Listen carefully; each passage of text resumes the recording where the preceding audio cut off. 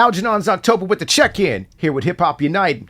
Dayton, Ohio, come to the front of the class. Yes, sir. We have the CEO of Jetway Records, where legends land and dreams take flight. Welcome, Champagne 937. What's happening, bro? What's going on? How y'all doing? Man.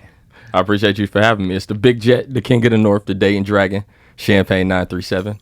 iHeart, what's up? That's what's going on, man. We're happy to have you here. Happy to have Ohio representing heavy up in these buildings. And Jetway, of course, stands for Just Enjoy the Way. So why did you decide to make that the name of your company? I feel like when I first started out, I was an athlete.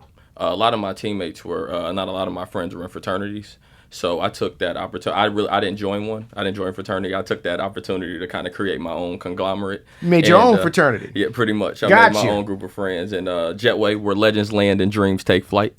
It's the greatest party in the sky. So I just kind of made it became an acronym. Like Jetway was just kind of us, and I just took the acronym and just built it into more. It really just started as a group of my friends and who we just like. It was just us. When we would travel, go out, have fun, we were just Jetway. That was our group. So that's a dope name. I like that. I like the whole concept around that as well. When I read about that, I was like, oh, that's kind of dope. I like that. Now, what's some of the things that people don't know about the culture in Dayton, especially how that impacted your sound?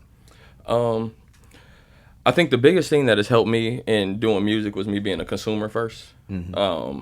Being someone who didn't have like music dreams my whole life, I'm able to kind of look at it, creating music kind of alternatively. Mm-hmm. So I recognize the influences and the different the artists and the music that comes from my city, but I don't think that we ever had like a specific sound, which is to our benefit though, because I don't think that I sound like anyone, and I think the other artists that are kind of from our city, we're from a real impressionable place. Gotcha. So like with Detroit being so close and other cities being so close, it's kind of easy to fall into that realm of making that music.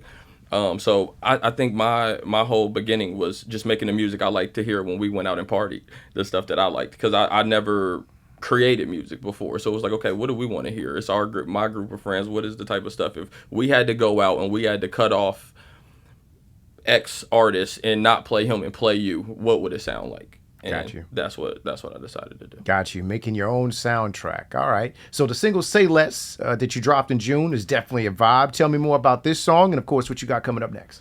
Say Less is fire. It's my latest single that I just put out. I'm proud of that song. I think it was a long time coming for me to be able to get a record like that, especially in my development, just in doing music. I got that record just moving around, working out here in Atlanta, meeting other producers and meeting other artists and stuff. And it's propelled me, I think, from the outside looking in, the way other artists and the way other people look at me when it comes to making music. Like I feel like I've been able to establish myself as someone who hasn't done it that long, who can rap. Mm-hmm. So now it's about making music and really reaching the goals that we want to do as a label and myself as an artist. So I think that song Say Less was a really big stepping stone to where I'm trying to go in my career. That's right. You mentioned earlier you played football. From what I've researched there, you were a quarterback, Kentucky State, but you decided to kind of roll out junior year and pursue music. What was really the catalyst between leaving the Gridiron and deciding to pick up the mic? I think it would maybe I've never really thought about it like that. There wasn't really a main thing. I think that at a certain point, I saw what my goals were, what I wanted out of life, and where I was going to get it from. Mm-hmm. And then I kind of just created a song. I have never done music before. So I think I preface that so much because it wasn't something where I did this as a gimmick or I did it to try to just like be cool. Like I just created a song and it worked. Mm-hmm. It worked. So I'm not encouraging nobody to just go drop out of school and go do nothing like that. Especially when you're the QB. I'm a football guy, so I'm like, you left the quarterback position? Yeah, I think the reaction that I got from putting out that first record, mm-hmm. and then my ideas just rushing to all the things that I wanted to try to do. A lot of obstacles were put in place because like once you made a song, it's like you need a video. Yeah. Then I shot a video, and then the video was dope. And then I shot the video. Then I wanted to roll out the video a certain way, and I actually came up like with a rollout, all of this stuff while still playing football, while still being in college. And then it was like, there's no way you can do this and do this. Right. So I think that was really the catalyst. Like at a certain point, I just realized you're going to have to put all your time into something. I also saw, I'm realistic, I saw where my career was going to go. I think in terms of football-wise, I definitely could have gone to the combine because once you get to a certain point, it's about who you know and not what you know. And I have been fortunate enough to be coached by a lot of Hall of Fame coaches to I could get to a certain level. But I'm also, I was realistic about where I was specifically at that point. Also, when I heard the record, when I made that first record, which is a very trash song, by the way. That song is terrible. If we want to be real, that song is terrible. But well, you've evolved. You've evolved. Yes, for sure. But it got me here, and I would say that's probably just my my real reasoning for just pushing towards it so hard. Because once you make that decision, you can't be half in it. You got to go all the way. Well, that's okay. Now you're the quarterback of your record label, and you're still playing that role. You're still tossing touchdowns in your own way, leading your own group and your own team. So you got your own squad that you can take to the bowl or to the CFB or whatever the case may be. All right. First big feature was with Trina. Yes, How did that come together? Because that's major, my brother. Yeah, that was crazy. I was living in Miami, so once I transitioned from playing football, I moved to Miami. I was out there for about a year, and just moving around, going to clubs, working, trying to get the song played, trying to get just my music out everywhere I could go. I ended up seeing Trina out, and it kind of just, we were talking one day just at the house, like, who's somebody out here we could get a feature from and kind of take advantage, and I could be a little obnoxious when I want to get things done. Okay. And I found her manager online and just commented on his page like 30 times and told him to check his email. And at like 5 a.m, he hit me back and was like, yo, like, you're wild. Like, what's up? What do y'all need from us? And I wanted to do a feature. And I told him, like, my team and I will shoot the video. I'll book the location. I'll do everything. I got a treatment for it I've already written. I just need her to show up, and I'll send you the record. And he was like, well, send me the song. And I sent it to him, and he was like, okay, yeah. And after he heard the record, that number changed, and it was, it worked out. Okay. It worked out. So I think we were, I was fortunate enough to be able to get that early on, to be able to see how things go, to have to get a writer for a big artist, to have to do a treatment and book a location and have things available for said artist when you do that. And that being my first feature, that was my first feature, but it was also like my fourth song. So it was like things started happening kind of drastically to the point where I made a lot of bad decisions. Like, I booked that video probably an hour, 20 minutes away from Miami, when I could have just, just green about a lot of things, just how early I was doing it. But I was able to learn a lot. I think looking back on it now, I was able to learn so much by just working with her and doing the video shoot. Outside of what the song did for me, the experience taught me more about now than what the song did for me. Gotcha. You see any future features with her or any future collaborations with her? I love Trina. So yeah, if Trina wants to do something, tell her send me a record. I'm down. Okay. I'm down to work with anybody. Okay. With so many different artists that in the marketplace, what kind of makes your sound stand out? I would think that my music kind of embodies what my name is. I think that I'm trying to make luxury celebratory music. I'm a lot of I do delve into my story of things that do have happened to me that are traumatizing or things like that, but I don't necessarily glorify that part of the story. I tell it, but I let you know what it looks like on the other side of it. So I think when you come to hear me, you are hearing you're hearing a story of celebration, but you're also like hearing the fun like in it. Like you almost could see the fun that we're having while you're listening to my music. Or I'm putting you in a place where at that moment you understood where I was at in that place when you're hearing the music. I've been able to connect, I think, on a wide scale, like to a mass audience. My way of doing things, I think, right now in my career is, instead of having 15,000 fans, I have 5,000 people who will play my music 15,000 times. Right. Gotcha. And being able to connect in that realm. So I think when you hear me, you hear what you see. It's kind of like, it's no, kind of what I was saying earlier, it's no gimmick. It's just kind of what you're seeing outside, what you hear in the music is what I'm trying to portray, and what I would be anytime you see me. That would be the person that I'm. And it's kind of hard with music right now. A lot of stuff, I think there are waves that come, and I'm not knocking the music. I think there's a lot of good music out here, but if I've paid attention to a lot of 6-month runs and waves and things, and just been able to just pay attention and wanting to cultivate a sound that is able to stand and withstand the test of time, and being in it so new, trying to figure out what that even sounds like for myself. Gotcha. Now, unfortunately, you did lose your father at an early age. And what were some of the strategies that you used to cope with that reality while still trying to stay focused on your dreams and goals? I think football was big for me. Football was really good. Football gave me an outlet to be able to lean into. Yeah. It also helped that my uncle is here right now. It also helped that I want to shout him out. I want to shout my grandpa, just my uncles in general, my family, my mom. I didn't have to look outside of my family for a role model, and I was able to. I've been around really good, strong men, successful men to the point that like I never had an excuse to be an asshole just because I lost my dad. Yeah. So I think I kind of it was hard. It's been hard. Like now, I'm even older. I miss my dad every day. Literally, I miss my dad every day. But I've been able to cope with it by just looking at the success that I've had, driving it, keep going. I've which could be good and bad because I don't really kind of stop at all because of how young, like I lost my dad. I don't really like sulk in the negative no matter how bad it kind of is, but I don't really like glorify the ones. I kind of just keep moving regardless. So I think being able to just be around really good people and then having an outlet like football and then being able to be successful in it, a big part of that was accomplishing a lot of the things that I wanted to in football.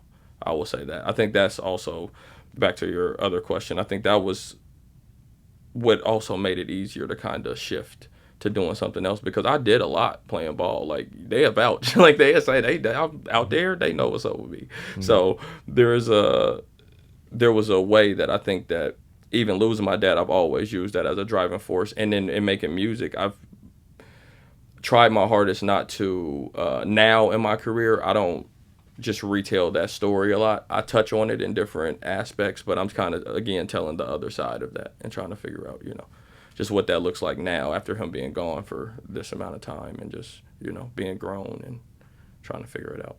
And I lost my stepdad a couple of years ago, too, so I want to shout him out. That's my guy, my stepdad, Brian. No, it's important. Mental health and all that is very important, especially when you're losing key figures. But you were fortunate to have, it sounds like, a great village of people who were able to kind of hold you down and keep you moving forward, in addition to, your willingness to be better and to continue to move forward, too. So that's a blessing. That's a blessing. Villages are important, very important. What's some of your aspirations outside of music? Outside of music, I have a lot of goals that I want let's to go. do. I have a lot of goals. What you want to do? Let's run them. I want to play Static Shock in the Static Shock movie. Okay. I feel like I am perfect for that. I should play, if they ever decide to do a reboot of Back to the Future, I should be Marty McFly. All right. 100%. But I mean this, but on a serious level, I think I want to take my music to the next level. I want to host Saturday Night Live. I want to perform on Jimmy Kimmel. I want to do all those things. I want to win Best New Artist at the Grammys. Like, that's like a really goal of mine. Like, I've written that down. I've told everybody that. Like, that's my thing. Like, I want to win. I can do that. Like, I really can do that. I believe that. And I believe I can play Static Shock. Like, I believe I can really do all of that. I think it's all a stepping stone to things. I want to get into acting. I want to get into just more just branding of myself and what Jetway is as a conglomerate, as a record label in general. And then overall, like even from the time I dropped out of college, like my major goal, what I want to do is I want to start a airline, Jetway Airlines. So that makes sense. So if you have the way you fly Delta, you fly Spirit, you fly Atlantic, whatever, I want you to be able to fly Jetway. And that's like our big thing, like to start an airline one day. That's dope. That's dope. Those are things. I like the vision board that you laid out right there. For sure. It's a little everywhere, but I'm trying to get there. I dig it. So if you could describe your sound, like for anyone who's not familiar with your catalog, describe your sound. Like I was saying earlier, I think I'm making luxury celebratory music. Mm-hmm. If I had to just put it like a category, I was talking to when I was actually shout out to Ray Daniels. I was talking to Ray Daniels. Shout out to Ray. Yeah, shout out to Ray. I make commercial club music where it's like you'll hear my music at Onyx, but you also may hear my music in Zara, like walking through Zara. Different songs, but you're gonna hear Champagne regardless. All right, okay, I got you.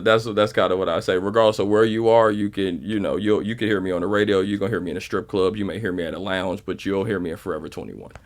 So I think I make, like I said, commercial club music, luxury music, kind of what embodies, like I said, my name. When you think about Champagne, that's the type of music I make.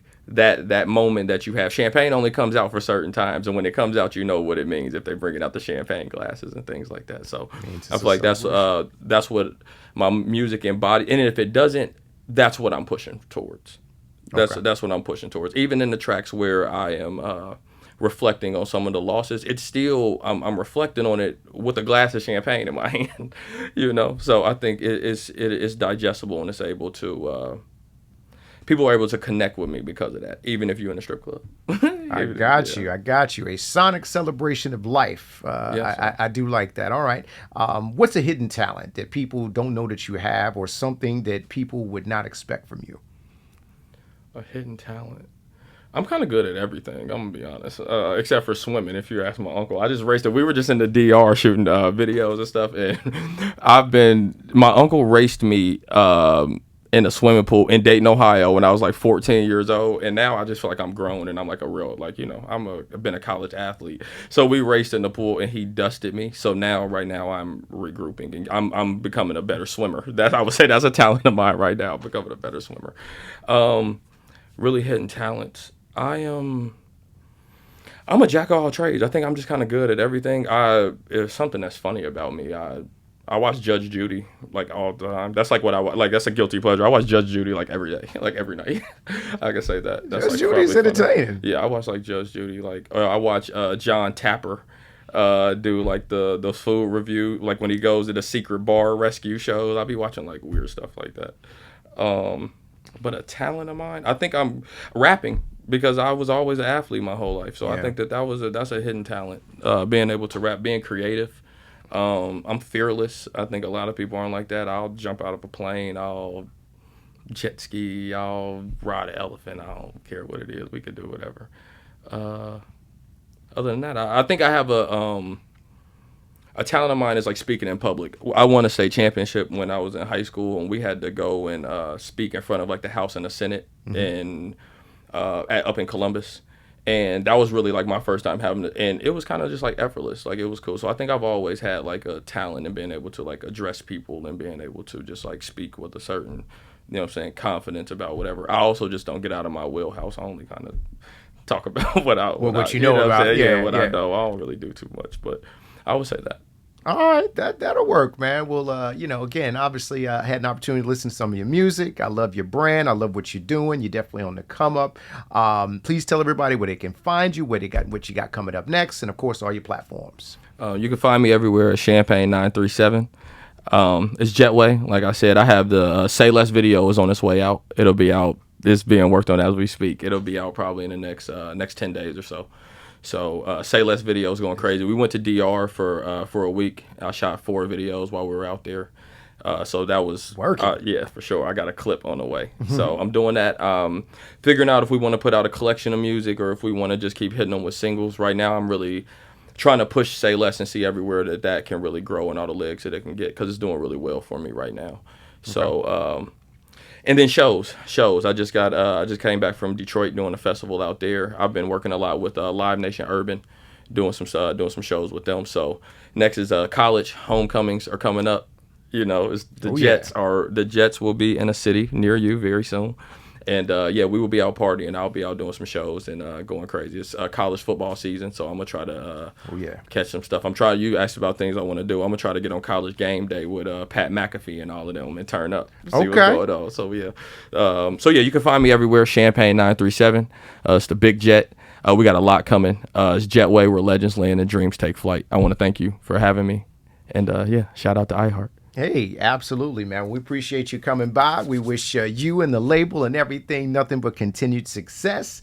Everybody make sure you jump on his Instagram page and all of that as well. Make sure you're supporting that full movement. Hold on, before I go to whatever, we talked a lot about college football. Who's your NFL squad? I mean, I'm assuming it's, the Browns or the Bengals, but I don't know. I don't want to make an assumption. I'm going to keep it Ohio. I never had a NFL team growing up because I always used to tell myself I didn't want to be mad if my favorite team didn't draft me. So I never had a favorite team when I was like growing up as a kid. I always loved Michael Vick though. So like wherever Michael Vick would go, I would stay with him. Okay. But I'm gonna keep it Ohio always. Now today is it's Ohio. When you think about Ohio right now, it's Ohio State, LeBron James, Jetway. Okay. Period. Nothing bigger, nothing flyer than us. Okay, that'll work. All right, we'll make sure you definitely tap in with this brother Champagne 937. He's doing big things out in the marketplace, Yes, sir. as well Shout as out to make Dayton. sure. Oh, go. I'm sorry, Dayton. I want to say that again. Shout out to Dayton. Shout out to the city. Shout out to the city. I love the city. I appreciate the continued support. And if I got to be the one to knock this down to get us out of here, let's do it. You know what I'm saying? Let's get it done. All right, make sure y'all make space for Dayton, Ohio, Champagne 937, as well as make sure you subscribe to Hip Hop United on the iHeart app. Select Hip Hop United, put us in the presets. Make sure you tell a friend to tell a friend. We appreciate all the support. Champagne 937, you have officially been checked in with Hip Hop United. Let's get it. Yes, sir. Shout out Hip Hop United.